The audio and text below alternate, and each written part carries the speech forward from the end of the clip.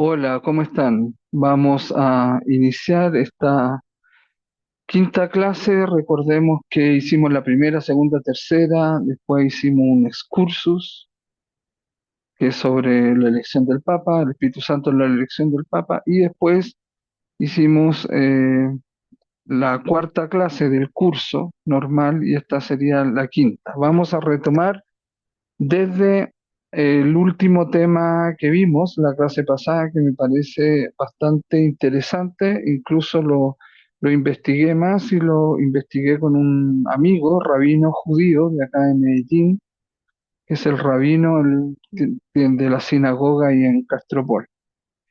Bueno, lo último que vimos la clase pasada, que se trataba sobre el Espíritu Santo y los profetas, dijimos esto, nos basamos en el texto de Números 11, del 16 al 17, y después nos saltábamos del 24 al 30, y eso fue lo que analizamos. Entonces se trataba, les recuerdo, sobre eh, que Moisés podía, o sea, Dios le dijo a Moisés que eligiera a 70 ancianos o gente sabia dentro del pueblo. Esto está en el contexto cuando Israel es itinerante, es nómade o errante en el desierto. Entonces hay un campamento y hay una tienda aparte llamada tabernáculo, que es donde se supone está el arca, y ahí eh, Moisés como que le dice a Dios: tengo demasiada carga, necesito ayuda, y Dios le dice: elige 70 para alivianar tu carga. Y habíamos dicho también que habían unas personas que no estaban en ese momento, que bajo el Espíritu se posó en ellos, que sería como una especie del primer Pentecostés, ¿no es cierto? Y finalmente profetizaron. Ese era el símbolo, el signo, la verificación de que se había posado el Espíritu en ellos, en estos 70 ancianos. Y el Espíritu lo tiene el que habla directamente con Dios, que en la Biblia ha sido Moisés, y entonces Moisés comparte o extiende el Espíritu de Dios que posa en él hacia esos 70. Pero también profetizaron dos personas que estaban inscritos en la lista de los que estaban haciendo para completar 70. Entonces el texto no dice si en la tienda o el tabernáculo habían 68 o habían 72. No, no se sabe eso. En cuanto a la tradición entonces cristiana, habíamos dicho que el versículo de Números 11, o sea, del capítulo 11 del libro de los Números, versículo 25, estaba traducido de tal manera, pero también la tradición lo transmitió de otra manera. Entonces decíamos cómo manifestar mejor la continuidad viva de la tradición oral desde Moisés hasta la Misná. En cuanto a la tradición cristiana, desde la tradición apostólica de Hipólito, el siglo 111, se cita este texto para basar la existencia de un colegio de presbítero o anciano alrededor del obispo. Fíjense que esto es muy importante. A ver, les voy a tratar de que entiendan, sobre todo aquellos que no estuvieron en la clase pasada, que la cual no la he subido todavía porque la estoy editando. Entonces se trata de que Moisés, líder del pueblo de Dios, que ahora es la iglesia, Moisés sería el que habla con Dios, sería como el Papa, ¿no es cierto? Y los otros 70 miembros sería ahora como los cardenales. Eh, ellos, entonces, el líder extiende el espíritu ahí de Dios y ellos pueden hacer profecías, profetizaron. Eso fue el signo que el pueblo, el campamento, el pueblo de Dios se dio cuenta que ellos profetizaron. Entonces, fíjense, hay que tener bien en cuenta eso. Pues dice, eso dio paso en la tradición de la Iglesia Católica Romana a la existencia de un colegio de presbíteros o ancianos alrededor del obispo, eh, en cada diócesis. Entonces, dice el versículo de la Vulgata: tú añadiste a Moisés unos ancianos y le llenaste de tu espíritu que habías concedido a tu siervo.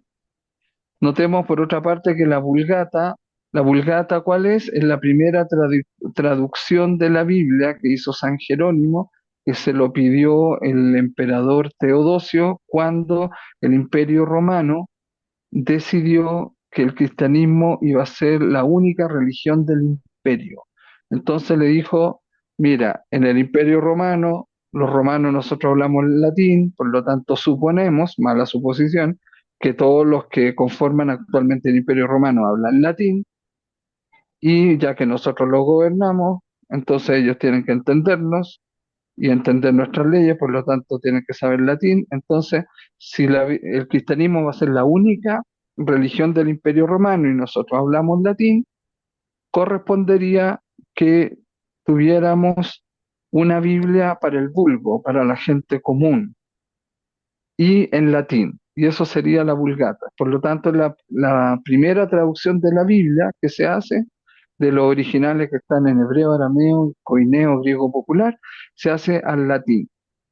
Entonces, esa Biblia en latín es la que se extiende en el Imperio Romano y de la cual se han basado las traducciones posteriores en el cristianismo, tanto en el mundo de Medio Oriente, pero más que nada occidental en realidad, la Iglesia Católica Romana occidental, y por tanto también entre los protestantes y los autodenominados. Se pusieron, dice el versículo 25, a profetizar y no cesaron.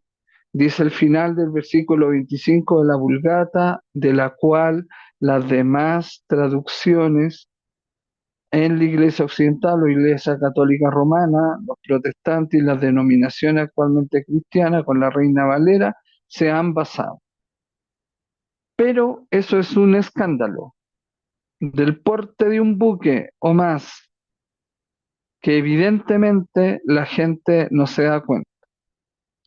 Yo, para comprobar esto, me contacté con mi amigo Federico, un rabino de la sinagoga de Medellín, y él me dio el texto en hebreo y me dio la traducción. Ok, de la Torá, porque el libro de los números está en la Torá. ¿Qué es la Torá? Los primeros 5 libros de la Biblia, equivale en la teología cristiana al Pentateuco. Cinco primeros libros. Génesis, Éxodo, Número, Levítico, Deuteronomio. Los 5 primeros libros. Estamos hablando del libro de los números. Por lo tanto, el original bíblico está en hebreo y está en la Torá. Veamos qué dice la Torá. Yo ahí en la semana pasada les puse un link donde ustedes pueden contar con las diversas traducciones. Fíjense, acá abajo está la Torá. Dice: bajo Adonai en la nube y bajó a Adonai en la nube y le habló. Luego tomó algo del espíritu que había en él y se lo dio a los 70 ancianos. Y en cuanto reposó sobre ellos el espíritu, ojo con esto, se pusieron a profetizar. Ese fue el signo de que había bajado el espíritu en ellos. Profetizar, eh, ya se entiende más o menos, y los evangélicos actualmente juegan mucho con ello. Hay apóstoles, hay profetas, llenan estadios, templos y todo eso. Y suelen basarse en esto, los católicos también, pero les conviene por el clericalismo. Dice: se pusieron a profetizar, pero fíjense lo que dice el original en la Torá, en hebreo, en el libro de los números: pero ya no volvieron a hacerlo más. Pero ya no volvieron a hacerlo más. ¿Ok? Entonces, acá está la Reina Valera del 2000, Y fijémonos al final del versículo. Al reposar sobre ellos el Espíritu profetizaron, ahí estamos bien, pero miren lo que sigue. Y no cesaron, es decir, es totalmente contrario. Porque dice, pero ya no volvieron a hacerlo más. Y después dicen, no cesaron, no dejaron de hacerlo. Esa es una violación tremenda al original bíblico y con una intención de conveniencia. Miren acá, yo busqué el texto en latín de la Vulgata, que está en latín, y dice profete, profetaverunt nec ultra cesarunt. Y eso significa en el traductor del latín al español, profetizaron y no cesaron más. Ultra significa más. O sea, ahí está con mayor razón hecho. A propósito, por San Jerónimo. Claro, ¿y por qué? Porque con eso se justifica una iglesia católica romana, institucional, oficial del Imperio Romano, donde estos ancianos o acompañantes del obispo que copian el modelo de Números 11, copian el modelo de tener 70 ancianos y porque profetizaron, pero el original en la Torá dice que lo hicieron solo en ese momento y no volvieron a hacerlo más. En cambio, San Jerónimo en latín dice que no cesaron más de hacerlo, imagínense. Me gustaría que entonces ustedes busquen en sus Biblias la cita, el libro de los números, está al principio de la Biblia, libro de los números, capítulo 11, versículo 25. A ver qué traducción les sale.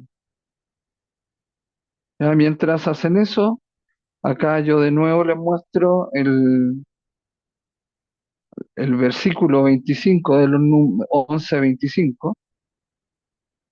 Ya, y la Vulgata dice en latín nec ultra sechaverunt, es decir, pero no, fíjense, y acá está con rojo, rojo con rojo, este de la Reina Valera dice, por eso dice Jehová, y dice, y no cesaron.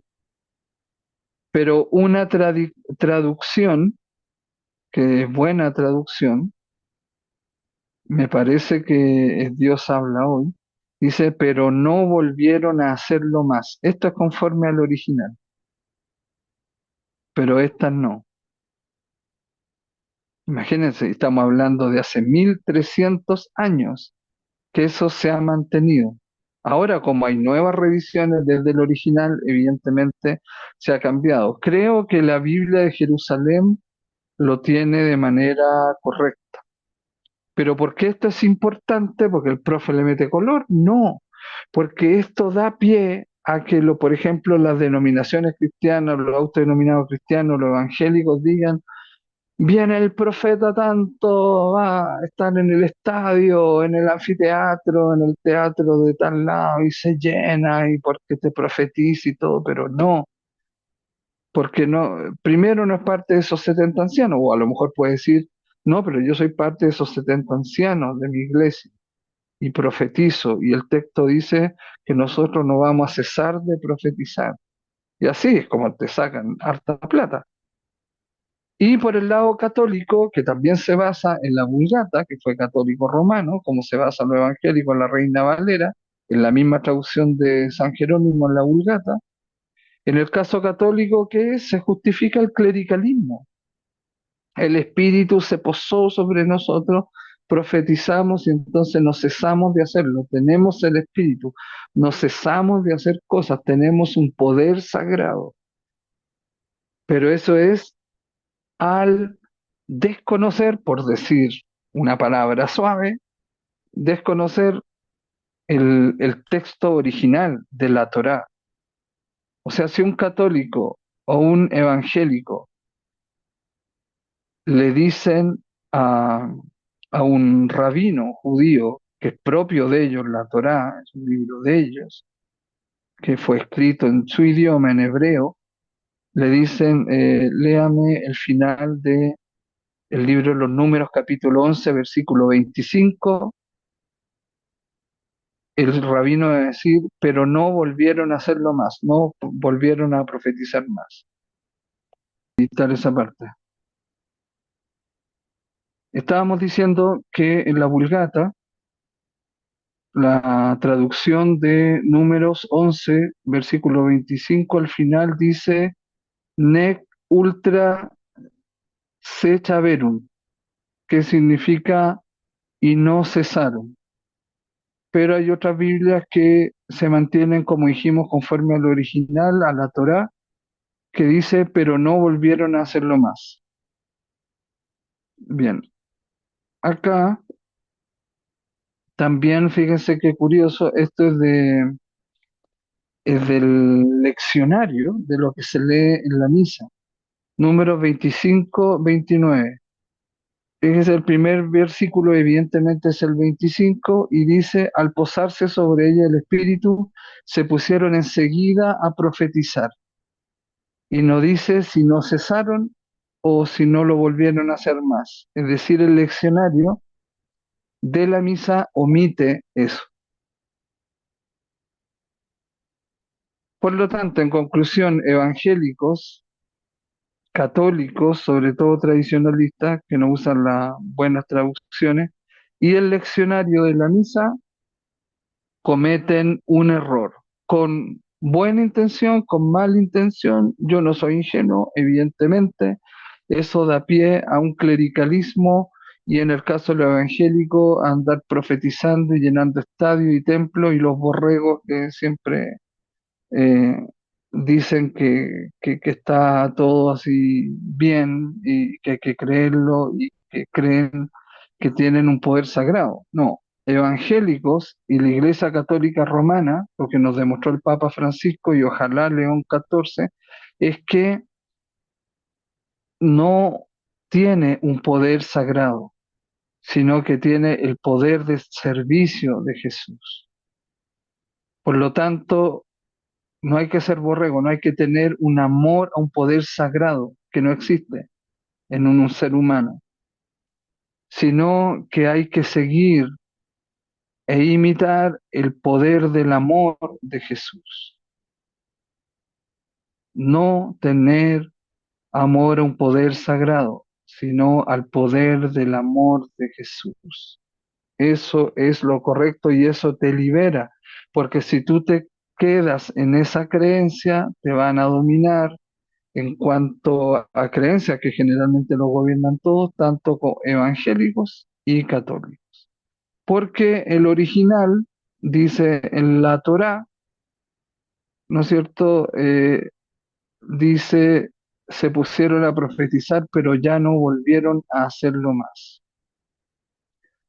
Bien, ¿alguno buscó entonces en su Biblia para que lo lea cómo le sale y qué Biblia es?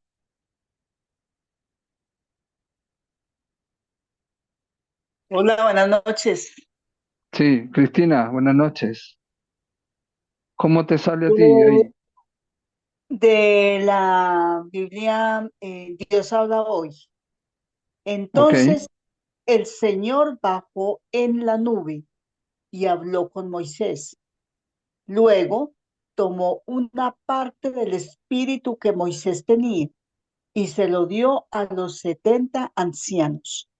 En cuanto el espíritu reposó sobre ellos, comenzaron a hablar como profetas, pero esto no volvió a repetirse. Ok, está conforme al original entonces. Por lo tanto, la Biblia Dios habla hoy es más confiable.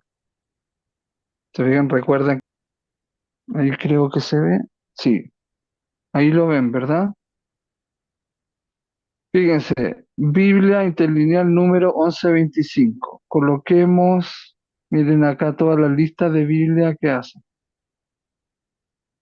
Entonces coloquemos, por ejemplo, la Biblia de Jerusalén. ¿verdad? A ver, coloquemos la Dios habla hoy, que leyó Cristina. Ya, ahí está, y dice, ¿verdad? Dios DHH, Dios habla hoy. Y dice al final, comenzaron a hablar como profetas, pero esto no volvió a repetirse. Vean, ahí está bien. Entonces, pero toda la Reina Valera que utiliza, la de 1960, a ver, busquemos esa. 1960 dice, profetizaron y no cesaron. ¿Ves? Ahí cambia el asunto. Y la Biblia católica, la primera traducción que fue en la primera traducción que fue en latín, también dice ahí lo mismo.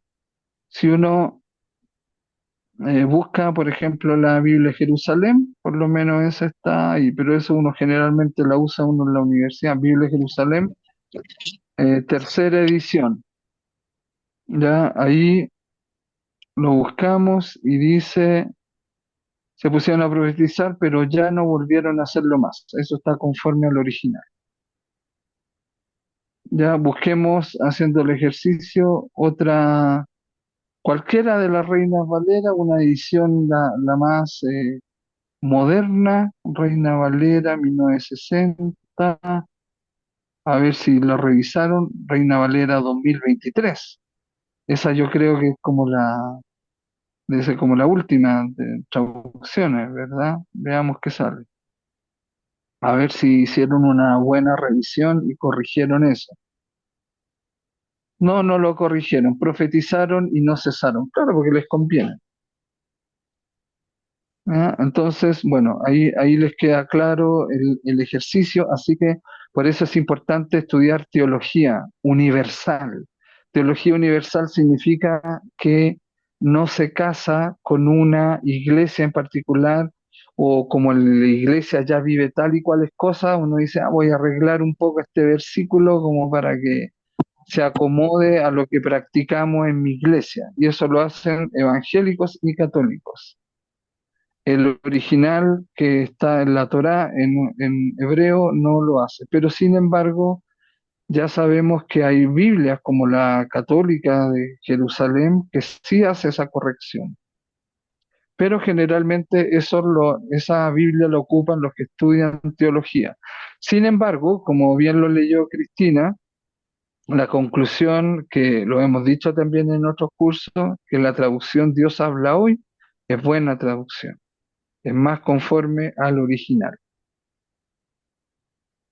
Y lamentablemente la Reina Valera no, porque en unas cosas es muy buena, pero acá cayó en descrédito en cuanto a que no dice lo conforme al original. Y como ya les dije, el original de la Vulgata, ustedes buscan en internet la Vulgata latina, es decir, en latín, y con paralelas traducciones en español, y les va a salir esto que yo les estoy mostrando aquí. Y eso quiere decir que la Reina Valera y varias Biblias católicas se volvieron a, eh, volvieron a desvirtuar el original, porque le conviene a los católicos el clericalismo y a los evangélicos les conviene para el show y llenar estadios. Así de simple y así de claro. Por lo tanto, no hay que ser ingenuo. Voy a aprovechar de hacer un ejercicio que quería yo buscar la traducción, lo voy a hacer ahora con usted, no lo he hecho, ahora me acordé de la Biblia latinoamericana, que generalmente se basó en la teología de la liberación, y fue, acá está, miren, Biblia católica latinoamericana, que siempre dicen, no, latinoamericana, mala traducción, muy popular, se va a equivocar, y claro, esa traducción la hicieron teólogos de la liberación que han sido perseguidos por la Iglesia Católica. o la teología del pueblo, como lo usaba el Papa Francisco. Veamos, no lo he visto. A ver qué sorpresa nos llevamos. Miren, se pusieron a profetizar, pero después no lo hicieron más. Bravo, bravo, qué honestidad. Y qué bueno que se hizo entonces esa traducción de la Biblia latinoamericana para la gente más popular. Así que entonces la Biblia latinoamericana, católica, y la Dios habla hoy, que la usan protestantes y católicos, podemos decir que son traducciones buenas, tal vez más económicas, y si usted va a regalar una Biblia, entonces regale ese tipo de Biblia. Bien, hasta ahí entonces en cuanto a eso. ¿Alguna pregunta? No sé si se entendió la relevancia que esto tiene. Cambiar el final de un versículo que olieron de inmediato y decían, uy, esto nos va a convenir o no nos va a convenir. Y más sorprendente, más sorprendente aún cuando en el leccionario católico, no está acá, en el leccionario católico no sale el final del versículo. Para no entrar en controversias, ¿verdad? Seguramente no colocaron el final, pero también ¿por qué quitan eso? ¿Con qué derecho? Entonces, eso, por eso yo digo, siempre le he dicho a ustedes, y por eso he sido censurado también en parroquia y todo eso, en el sentido de que una cosa es la teología, que yo digo teología universal, para distinguirse de la palabra teológica en general, y otra cosa es la ideología eclesial, cuando la teología se convierte en ideología, en justificar una creencia de una iglesia institucional que ya está funcionando y entonces acomodarse eso, no esa iglesia institución acomodarse al original bíblico o al evangelio, sino al revés. Eso yo lo encuentro, se me ocurren muchos adjetivos, ya, pero para no ser grosero con la rabia que uno le da eso, eh, claro, porque todas estas revelaciones costaron muchas vidas, la sangre de un pueblo, la sangre del mismo Jesús, que era la palabra encarnada. Entonces, claro, el leccionario omite, los otros derechamente cambian el sentido original, no un poco, no lo matizan, no sugieren algo, o sea, colocan exactamente lo contrario a lo que dice el original. Es un escándalo, sin lugar a dudas. Bueno, no sé si alguien quisiera la opinión respecto a eso. Lina, al menos eh, igual escuchaste, aunque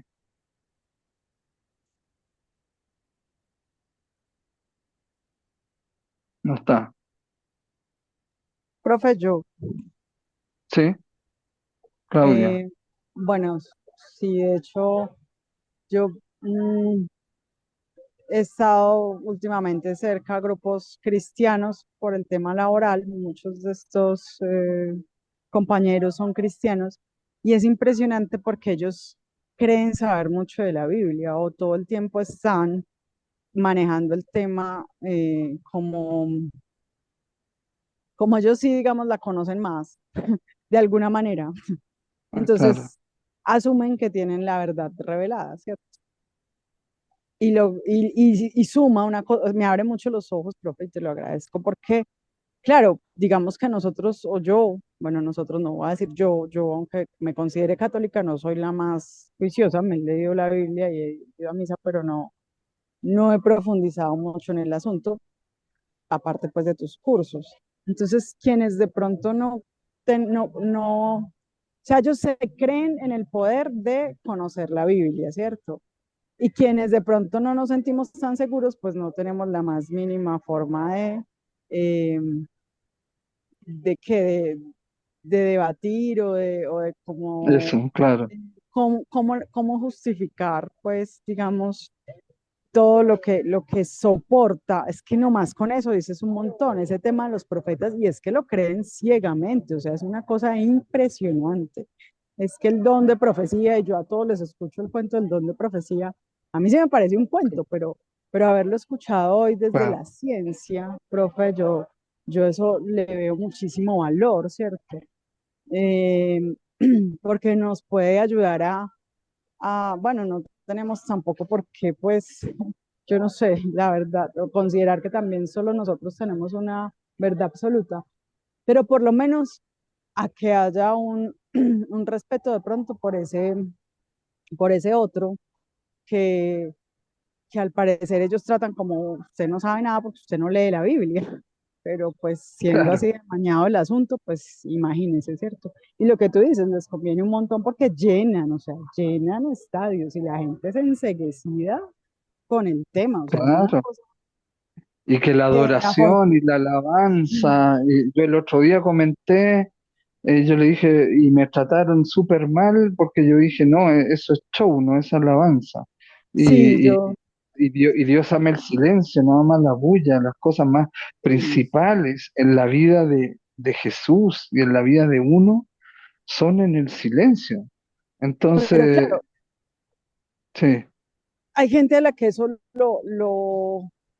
pues el creer que esta otra gente habla con tanta propiedad, que hace como tanto, o sea, es tan segura del asunto y del nosotros sí leemos la Biblia y todo lo demás, que pues convence, ¿cierto?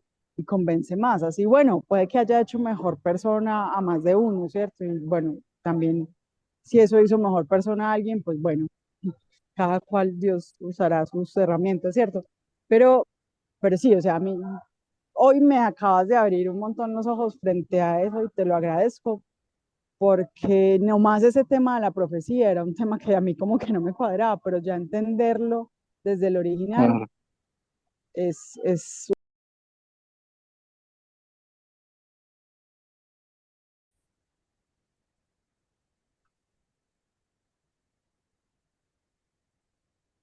Bien, como decía Claudia, es importante saber esto, pero se le puede decir a ellos, ¿no es cierto?, que vean Números capítulo 11 versículo 25, y vamos a ver qué traducción usan. Generalmente es de la Reina Valera.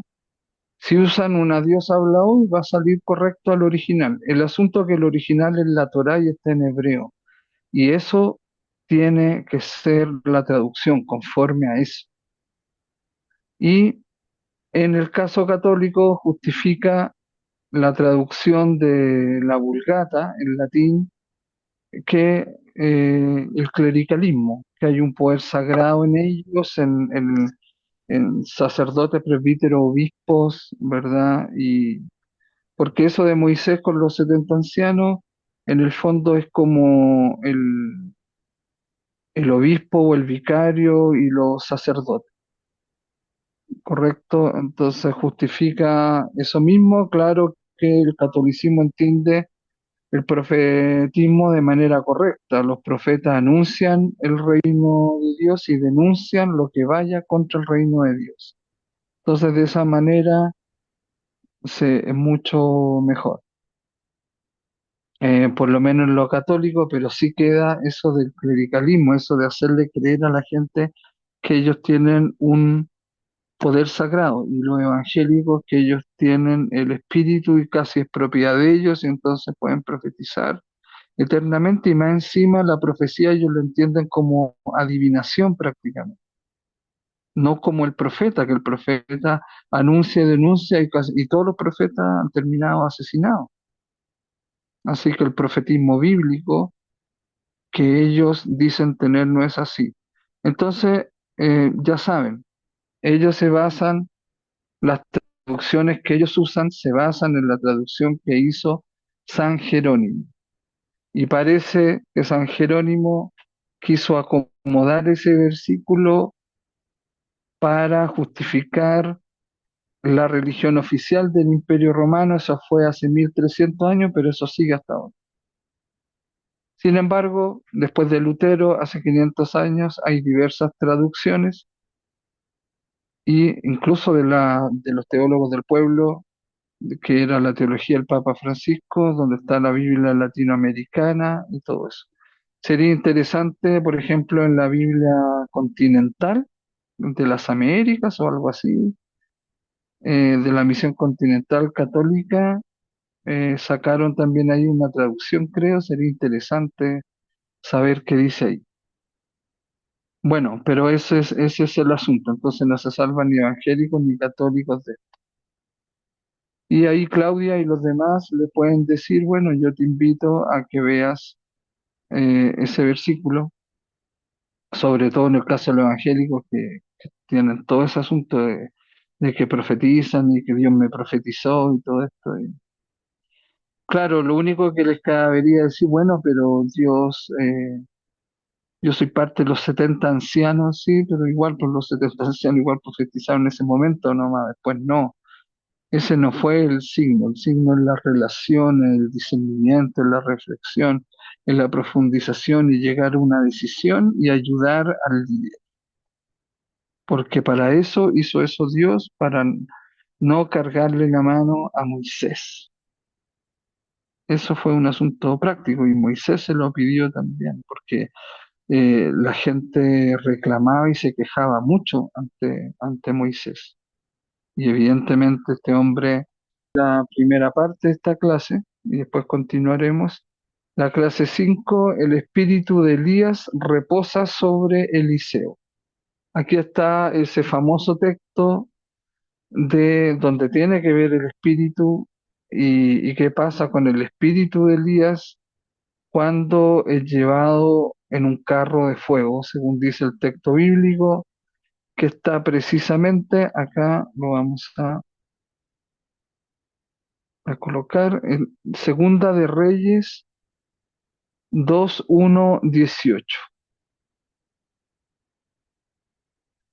Ustedes lo pueden leer completo. Yo seleccioné algunos versículos que más nos importan respecto a este tema del espíritu. Entonces el texto dice así: esto es lo que ocurrió cuando el Señor se llevó a Elías al cielo en medio del torbellino. Cuando atravesaron el Jordán, se refiere, Elías dijo a Eliseo: pregunto, ¿qué puedo hacer por ti antes de que me alejen de ti?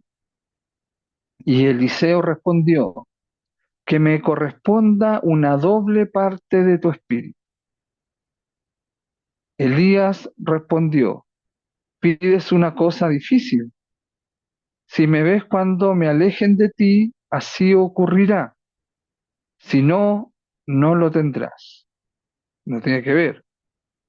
Pues bien, mientras iban conversando, he aquí que entre ellos dos se interpuso un carro de fuego con unos caballos de fuego, y Elías subió al cielo en medio del torbellino. Eliseo lo veía y gritaba: Padre mío, carro y auriga de Israel. Auriga es como el experto, el jefe de las caballerizas, de los caballos y de los ejércitos, de la caballería. Es el más experto. Ya, entonces le dice: Padre mío, le dice Eliseo, carro y auriga de Israel. Luego dejó de verlo. Recogió el manto de Elías que se había caído y se volvió junto a la orilla del Jordán. Los hermanos profetas, Elías y Eliseo, o sea, perdón, los hermanos profetas lo vieron a lo lejos y dijeron: el espíritu de Elías se ha posado sobre Eliseo. De veras que fueron los dos profetas hermanos. Salieron a su encuentro y se postraron en tierra ante él, ante Eliseo. Le dijeron: Hay aquí entre tus servidores 50 valientes. Permite que vayan a buscar a tu maestro. Quizás se lo ha llevado el Espíritu del Señor y lo ha arrojado por alguna montaña o algún valle. Pero él contestó, no mandéis a nadie. Nada, los que han visto, hemos visto esos episodios que hacen en History de las alienígenas ancestrales, que ellos cuando se refieren a este hecho de Elías, dicen que fue un ovni, el carro a fuego era un ovni, y por eso, mire lo que dice acá el versículo, quizás se lo ha llevado el Espíritu del Señor, o sea, lo que baja del cielo, lo que viene de lo alto, y lo ha arrojado por alguna montaña o algún valle. Esa es una nueva creencia instalada ya hace años sobre la vida extraterrestre. Yo en lo personal creo en la probabilidad de vida extraterrestre, pero no creo que han hecho contacto con nosotros y las cosas extrañas que salen, me imagino que son tecnologías que han avanzado mucho, no han sido vigiladas.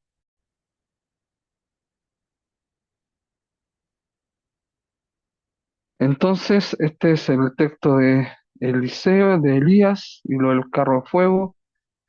¿Verdad? Que ha sido, como les decía, utilizado por la creencia actual de alienígenas ancestrales. ¿Y qué es lo que ocurre con eso? Que en cada época hay categorías que se manejan. Por ejemplo, en esa época no existía la categoría ovni, sino que habían caballos para transportarse. Y si esos caballos viajaban por el cielo, entonces tenían que tener alas, eran Pegasos. Y ahora nosotros pondríamos esa categoría ovni. A lo mejor en un siglo más vamos a poner la categoría teletransportación o quizás qué cosa, que la ciencia y la tecnología vaya logrando. Entonces, en cada época hay categorías interpretativas para estos textos. Y la misma Biblia lo relata como carro de fuego y con caballos. Bueno, eso entonces para que quede claridad a ese respecto. ¿Cuál es el contexto de este texto? Con este capítulo concluye el ciclo de Elías. Ya ahí está la cita de Primera de Reyes, el capítulo 17, hasta Segunda de Reyes, el capítulo 2. Todo eso es sobre Elías en la Biblia, en el libro de los Reyes entonces, primero y segundo. Pero sobre todo queda introducido el de Eliseo, a partir del capítulo 2 hasta el 13 en el segundo libro de los Reyes, que Elías había llamado a su servicio. En Primera de Reyes 19, ahí se puede verificar en esa cita que Elías llama a Eliseo como su discípulo. Constituye incluso un trozo escogido, ya que todo lo demás del ciclo de Eliseo vendrá a confirmar que el discípulo es un buen sucesor del maestro misteriosamente desaparecido, tal como intenta precisamente decirnos este texto. Se fumó, desapareció, se hizo luz, se lo llevaron. Algunos dirán ahora en la categoría ovni fue una abducción. Después, más adelante dirán, lo interpretarán como teletransportación, etcétera. Bueno, por eso yo siempre he pensado que lo que está siempre ha estado y nosotros lo vamos descubriendo evolutivamente, lo vamos nombrando de diferentes maneras y eso conlleva a categorías de interpretación de los textos. Bien, los dos ciclos cuya primera redacción se remonta a épocas cercanas entre sí, el siglo 9 y 7 antes de Cristo, aclaro que al acercarse al hecho de Cristo, que sería como el cero, va disminuyendo en esa recta. Por eso decimos del 9 al 7, al séptimo antes de Cristo, el siglo noveno al séptimo antes de Cristo. Después de Cristo va subiendo, ¿verdad? Es como la escala numérica. Bueno, entonces los dos ciclos cuya primera redacción, decíamos, se remonta a épocas cercanas entre sí, muy parecidos también en su estilo y su mensaje, tienen sin embargo cada uno su sello característico. Elías aparece solitario, defensor ardiente de los derechos de Dios, apasionado, ¿verdad? Sobre todo frente a la idolatría, a reemplazar a Dios. Recordemos que la idolatría, ¿qué es? La idolatría es absolutizar lo relativo y absolutizar y relativizar al absoluto. Por ejemplo, hay gente que absolutiza y a Uribe, ¿ya? Hay gente que absolutiza a Petro. Hay gente que relativiza a Dios Profe, justamente pensando en que la ideología es más importante. Uno ve hasta sacerdotes que predican a favor de uno o de otro, pero son sacerdotes que evidentemente no saben teología, sino una ideología. Con los papas también sucede lo mismo, con el Papa Francisco, una papaolatría, o con León XIV, que los que son clericalistas, ¿no es cierto?, le atribuyen de inmediato a cada detalle, a cada palabra que dice. Yo la verdad que lo que he escuchado me parece como súper normal, digamos. No, nada extraordinario, pero sí hay que darle la oportunidad a este nuevo papa y que le vaya muy bien, evidentemente. Bueno, entonces decíamos que mientras que Eliseo, entonces Elías contra la idolatría, y Eliseo vive en Samaria, con acceso ante el rey y en estrecha relación con los hijos de los profetas que tenían hijos, ya no eran célibes.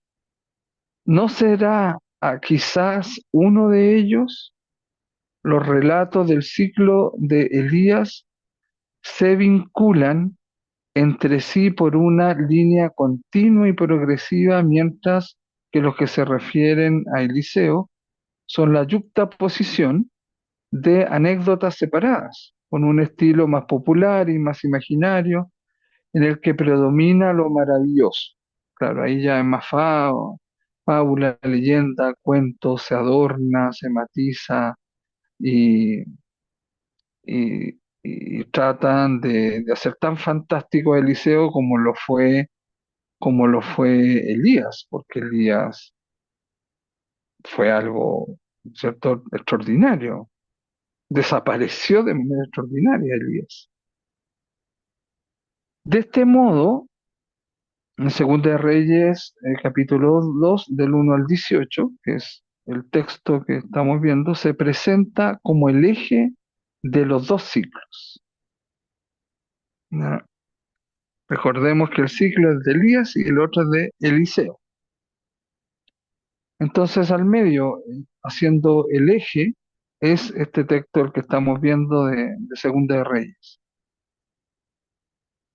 Eh, el autor, como un visionario y un poeta, describe aquí en el estilo de la leyenda la desaparición de Elías, el terrible profeta del Señor, apasionado contra la idolatría, y su sustitución por Eliseo, que investido del espíritu de su maestro, que recuerden que en el texto se lo pide, y él le dice que sí mientras lo vea, se convertirá a su vez en medio de su pueblo tentado por la idolatría en un profeta poderoso, en obras y en palabras, en el profeta del cariño y de la vida de Dios.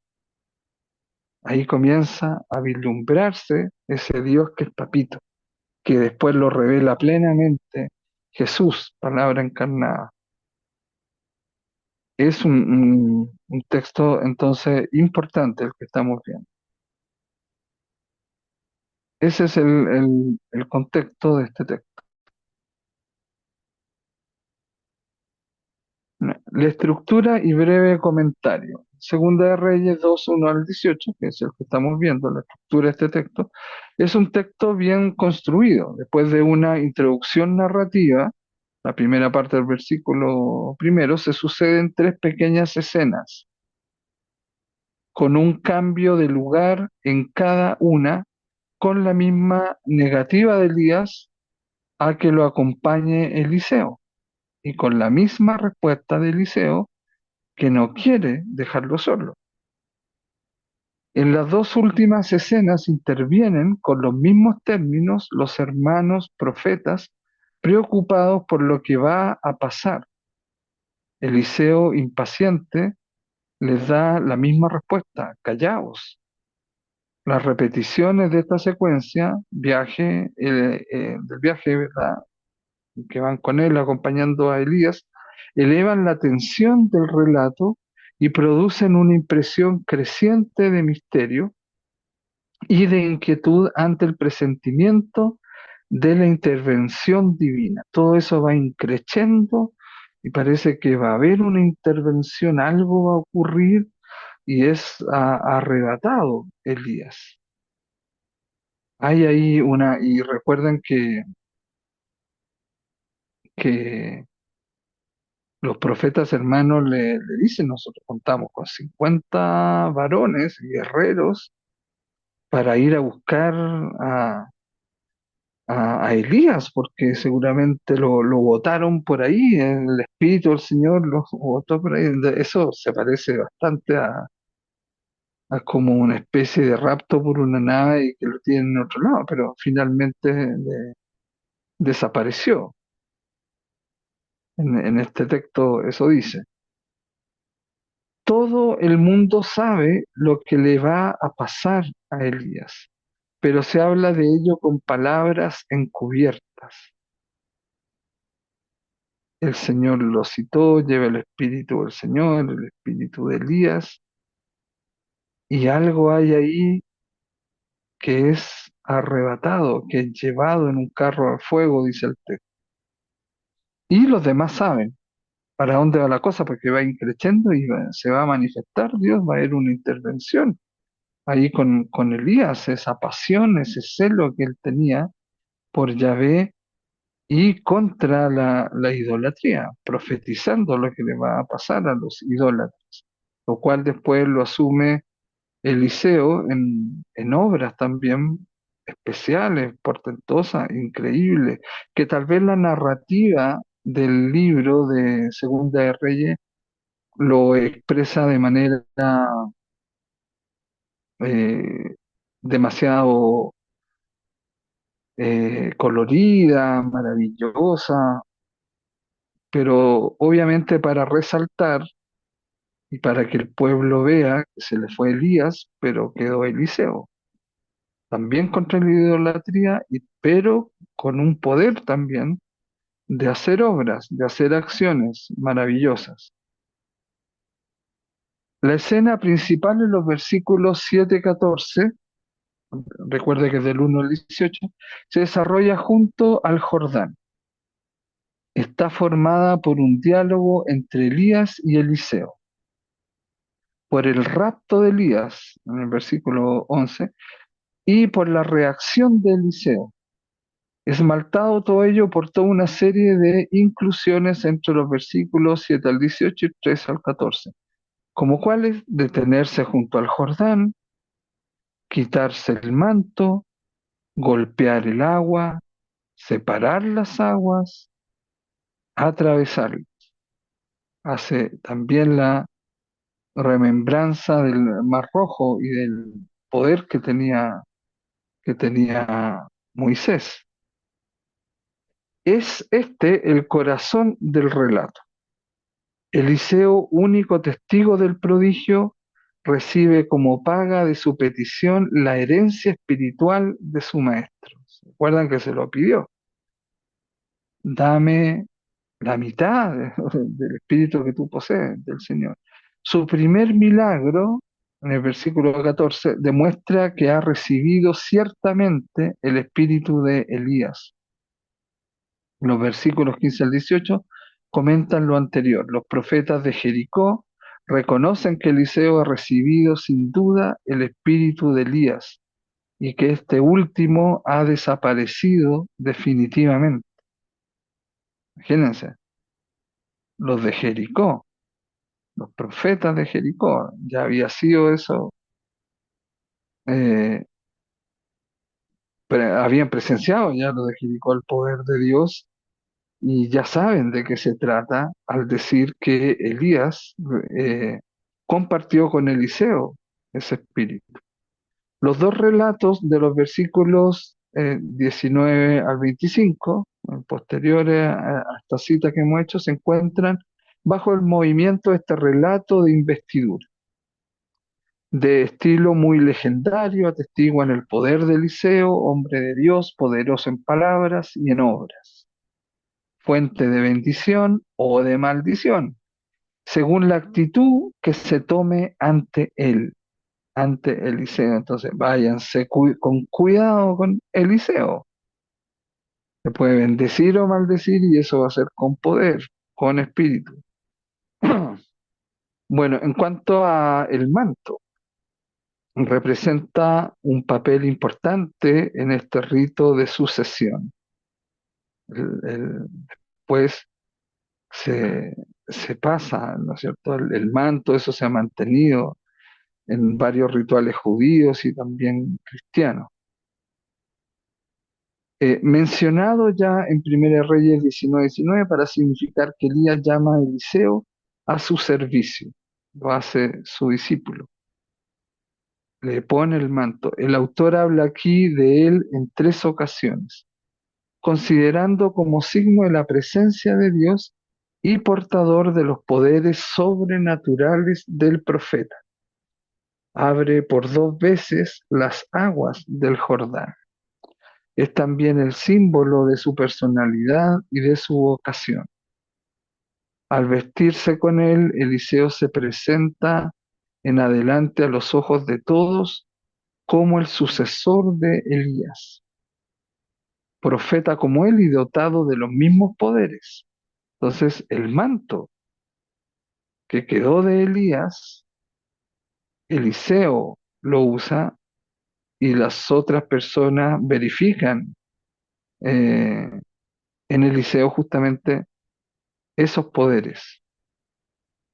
Y por lo tanto no les cabe duda de que es sucesor de Elías, fue formado por Elías y es quien sigue en el reemplazo a Elías, que desapareció, que fue raptado. Bueno, el rapto justamente de Elías se describe con ayuda de las imágenes de carro de fuego y de tempestad, del torbellino, ¿verdad? Símbolos de la fuerza divina que se lleva al profeta. Este profeta no fue asesinado, fue llevado, fue raptado por la fuerza divina, por el Espíritu Divino, dice el texto. Hay otros que ya dijimos tienen distinta interpretación de eso, según las categorías en que se vivan en el tiempo de la humanidad. Es el acompañamiento clásico de las manifestaciones divinas.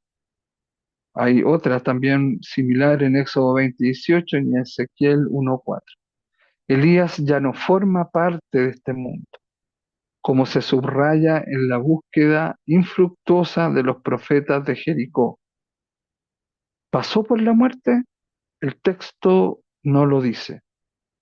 Esto también nos recuerda un poco el dogma de la Asunción. ¿Murió o no murió María? En el retiro vamos a responder a eso, el domingo, el retiro, sin el retiro mariano. Bien, pasó Por la muerte el texto no lo dice, sugiere más bien que no. Por eso la tradición dedujo que seguía aún vivo, aunque invisible. Recordemos la transfiguración en el monte Tabor. Mira, ahí está Jesús, está Moisés, está Elías, y que algún día habría de volver como precursor del Mesías. Ahí ya está en Malaquías, donde se espera que vuelva Elías. Y en el Eclesiástico 48:10, como los otros dos personajes que tuvieron el mismo final misterioso, Moisés y Enoc. Moisés no se supo, murió, se supone, pero ¿dónde y dónde está? Enoc lo mismo, ahora se suma Elías, lo mismo. Entonces ahí hay un misterio que han interpretado los que creen en alienígenas ancestrales y evidentemente lo usan para una especie de abducción por un ovni o por las cosas raras que se han interpretado de diferentes maneras. Muchos dicen que lo que conoce el ser humano son cuatro razas de extraterrestres, dicen en esos programas, ¿verdad? Que son los hombres como bajitos, los grises, con los ojos grandes, los otros eh, así rubios, altos, sabios, que ayudan o orientan, los reptilianos, que son como así, evidentemente tipo reptiles, demonios. Y a lo mejor dicen ellos, ¿no es cierto? La Biblia consideró a los reptilianos que vivirían bajo tierra, tienen su vivencia acá en el planeta. Los otros, los rubios, altos, mensajeros del cielo, ya serían como los ángeles. Los grises serían más científicos y todo. Y el cuarto lugar, no me acuerdo cuál era el cuarto tipo. Eso es lo que dice esa creencia, esa interpretación. Y tienen base, tiene fundamento. Si uno tiene una fe no bien informada científicamente, tecnológicamente, puede que terminar creyendo eso y de hecho a muchos los hacen entrar en la duda. Yo en cuanto a eso siempre le pregunto a un gran amigo mío, Rodrigo Fuenzalía, que es sociólogo y ufólogo y ha salido en Nat Geo, en History, siempre pasa viajando, ha ido al Área 51, a todo ello, y él me informa. Por ejemplo, ahora eso de la esfera, me decía, no, eso es un fraude de Maussan. Claro, uno dice también no tiene que ser ingenuo, uno dice, bueno, Maussan es como una competencia también para él, entonces. eh, yo le dije, mira, el material de esas esferas de Buga acá en Colombia no han sido analizadas por una universidad conocida a nivel mundial, científica, eh, y ese aluminio que según la NASA no existe acá, no pueden fabricar eso, es un aluminio que no es humano, y etcétera. Entonces empiezan toda la especulación. Yo desde que vi la película Ad Astra con Brad Pitt, véanla, ahí ya me olvidé de ese asunto que hemos hecho contacto y todo, entonces uno tiene que vivir su vida como humano bien y sin problema y evidentemente cuando uno ve la Tierra como ese punto azul que lo colocaba Carl Sagan, uno dice, qué responsabilidad, somos en el sistema solar y mucho más allá, somos lo único que tiene vida y, y la vida como somos nosotros, con conciencia.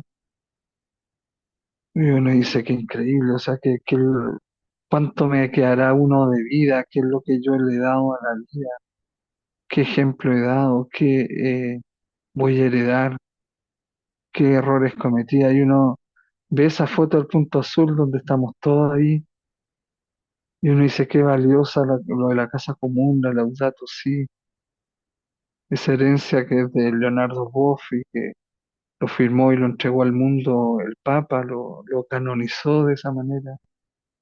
La teología de Leonardo Boff la hizo una teología para siempre, más que universal.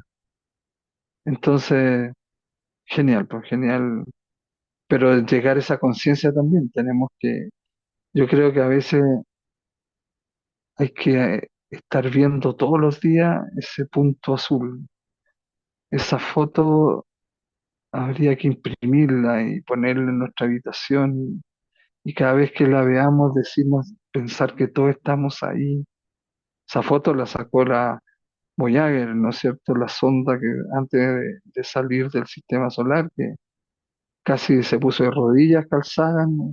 Para que la NASA eh, eh, mandara a la sonda a girar y sacara la última foto de la Tierra desde Neptuno. Bueno, ahí también se basa en lo de Neptuno, también la película Astra. Véanla, por lo menos las mujeres por Brad Pitt ahí la van a ver. Es psicológica, existencial, es filosófica, tiene acción evidentemente, pero es muy buena y van a llegar a una hermosa conclusión que los va a volver a la misma revelación que nos dio Jesús. Ustedes ya saben cuál es. No lo dice la película atribuida a Jesús, pero toda psicología, toda ciencia, toda tecnología, todo intento llega a lo mismo, al anhelo del Padre. Y por eso que hay que cuidar a los padres. Y a nivel humano y la fe en el papito. Es la única solución, es que no hay otra, no hay otra, yo no veo otra. Y eso lo reveló Dios mismo por Jesús. Jesús es Dios. Bien, em, déjame ver acá. Ya alcanzamos a terminar hoy este. Bueno, el espíritu de Elías y el espíritu del Señor. ¿Qué es lo que dice este texto sobre el espíritu? La palabra ruach aparece 3 veces. Una vez en relación con el Señor, versículo 16, y dos en relación con el hombre, el versículo 9 y 15. En el conjunto de los ciclos que ya mencionamos, Elías Eliseo, se observa la misma utilización de esta palabra que, ahí déjeme sacar esto, que, pero añadiéndole el significado de viento. Ahí también retoma esa figura del espíritu como viento, no como simple elemento natural, sino como realidad dinámica ligada a la presencia o a la acción de Dios en la historia de los hombres, un torbellino, fuego, luz, torbellino, viento, todo eso es propio del Espíritu Santo. Y es un signo que anticipa la lluvia fecunda en Primera de Reyes y que ya evidentemente nos va recordando a Pentecostés. En Segunda de Reyes 2:9, Eliseo le pide a Elías una doble parte de su espíritu, literalmente un bocado de dos en su espíritu. Se trata de una formulación extraña, pero imagínense, cada ser humano, cada uno de nosotros, tiene su espíritu, que ya sabemos qué es: conciencia, voluntad, libertad, capacidad de amar y ser amado. Imagínate eso. El Espíritu de Dios, que es eso en plenitud, en perfección y en eternidad, te infunda algo a ti, en tu espíritu propio. Eso pasó con Elías. Y Eliseo, ni tonto ni perezoso, le dice, dame el doble, quiero eso, que me heredes eso. Yo sé que te vas a ir, Elías decía que se iba a ir. Ya lo sabía, se lo había dicho el Señor. No sabía cómo iba a ser. Se trata de una formulación extraña, probablemente remita a Deuteronomio 21:17, donde según el derecho familiar tradicional, el hijo mayor goza de una parte doble de la herencia, el hijo mayor. Actualmente no es así, ¿verdad? Por ejemplo, muere él y deja su herencia, el 50% de esa herencia es de su esposa y el otro 50% se reparte entre los hijos. Así es en Chile, yo creo que acá debe ser lo mismo. Bueno, entonces eso tiene que ver con el pedido que le hace Eliseo a Elías, tiene que ver con el derecho familiar tradicional de entonces, pedir el doble de la herencia. Así pues, Eliseo pide ser reconocido como el heredero de Elías, era discípulo, recordemos, de Elías, un buen tiempo, como su hijo mayor espiritual. Por otra parte, en el versículo 12 lo llamará por 2 veces, Padre mío. Al estilo de Números, el espíritu se considera aquí como una fuerza divisible y transmisible. Se fijan al estilo de Número 11:25, que fue el que vimos. El espíritu se considera aquí como una fuerza divisible y transmisible. Se trata de la vitalidad de Elías. Recuerdan que el 25 dijimos que no, que terminó ahí, que fue solo esa vez. No, no como la mala traducción que ya vimos que no cesaron. Eso es falso, no lo dice. Entonces, el espíritu se considera aquí como una fuerza divisible y transmisible. Se trata de la vitalidad de Elías que desaparece y se transmite a otro cuando acaba su vida. ¿Ya? Entonces, eh, habría que preguntarle a estas personas que creen estar llenas del espíritu de quién lo recibieron. Y esa persona ya tiene que haber desaparecido o muerto para comprenderlo según este texto. Se trata de la vitalidad de Elías que desaparece y se transmite a otro cuando acaba su vida. Esta vitalidad está formada a la vez de respiración y de inspiración. Respiración es el nefesh, el alma, y de inspiración, la ruach, el aliento. En efecto, el texto parece unir las dos cosas. Una vez que Elías ha acabado con su misión aquí abajo, todo lo que le animaba como soplo y como inspiración lo deja para que vaya a animar a Eliseo. Toda esa energía, ¿verdad? Que cuando dicen que alguien muere, dicen los parapsicólogos, el alma, claro, muere, pero queda esa energía ahí. El espíritu, el que vuelve a Dios, recordemos, ya lo vimos. Pero lo otro queda ahí como una energía en el lugar, en el ambiente. Imagínense donde hubo una matanza. Una vez a mí en Jericó, unos amigos que tenían muchos cerros de montes con madera, con bosques, y no podían vender esa madera. Entonces me dijeron que fuera yo a la casa y había un lugar en la casa donde había como una energía extraña que, para serle honesto, yo no la noté. Lo que yo vi es que los insectos se desviaban. Había algo el gato ahí no pisaba, había algo en la naturaleza. Entonces yo le dije, algo natural que se desviaban. Yo le dije ahí a mi amiga, a Marta, a Cecilia y también a él, al médico, le dije, debajo de esta alfombra, de este tapete, aquí en la sala, o lo que ahora es sala, parece que ahí abajo o aquí algo hubo. Y dice, ¿por qué lo dices? Se sorprendieron. Porque eh, hay un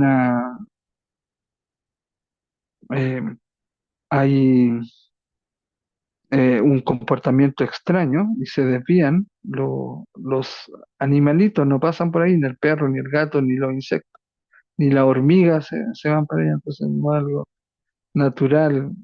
Entonces quedó ahí tal vez una energía que fue mal y todo eso. Y bueno, y ellos me decían, increíble, porque nosotros, después que compramos esta casa, nos dijeron que justamente acá abajo el cuidador había sido asesinado por unos narcos y después ellos se fueron a asesinar a su esposa que estaba embarazada.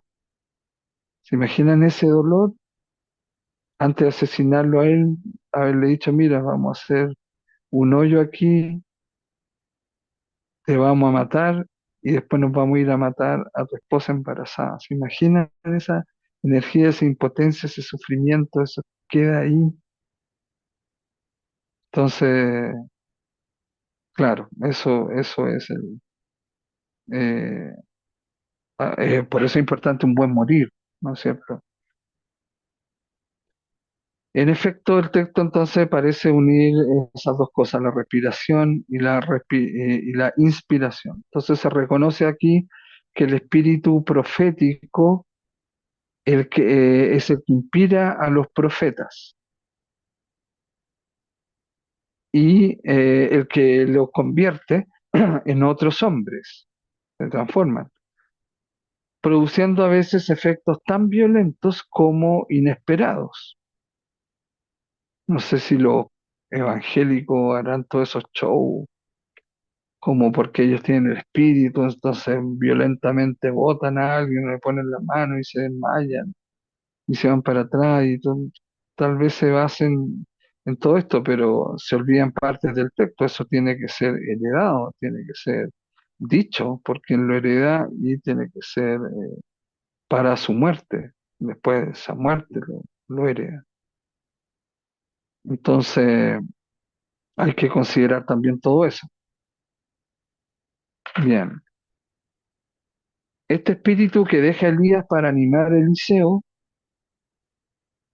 es independiente de Dios, aparentemente.